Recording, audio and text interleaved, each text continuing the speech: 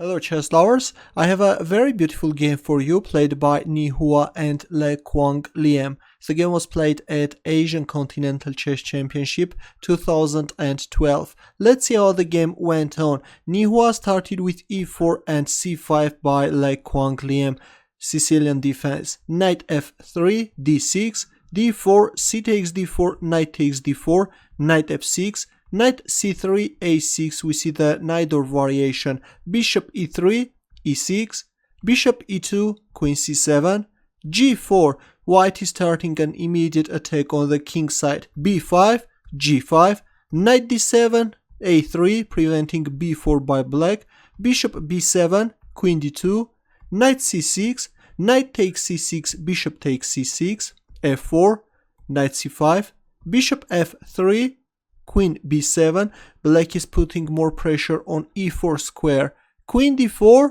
e5, f takes e5, knight e6, queen d2, and black wins back the lost pawn, knight d5, bishop d6, white castles queenside and black castles kingside, and here comes h4 and a5 by black. Both players are going for a pawn storm, h5, b4, h6, b takes a3, b3, and rook c8.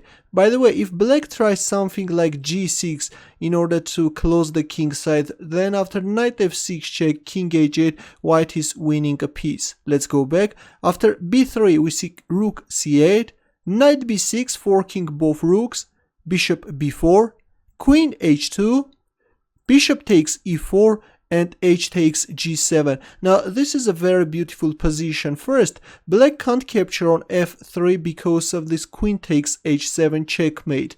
And even rook takes c2 is not possible because after queen takes c2, bishop takes c2, the queen on b7 is hanging and white will capture on b7 and it's over. Let's go back. After h takes g7 we see a2, king b2 stopping this pawn, a4, c4, a takes b3, and g6, closing the bishop's diagonal and threatening checkmate in one.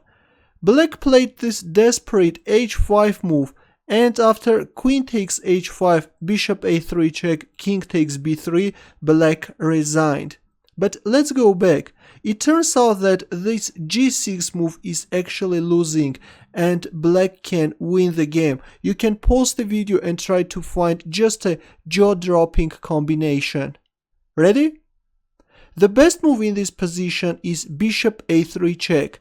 King takes b3 and now comes a1, promoting the pawn to a knight and deflecting this rook from d1 square. Rook takes a1. And now you may ask, but how is black going to proceed with the attack? Black is going to sacrifice his queen. Queen takes b6, bishop takes b6, knight d4 check, king c3. Well, if bishop takes d4, then black can easily get checkmated after knight b8 check, and this is a checkmate. Let's go back. After knight d4 check, we see king c3. Now comes rook takes c4. Black is sacrificing the rook as well.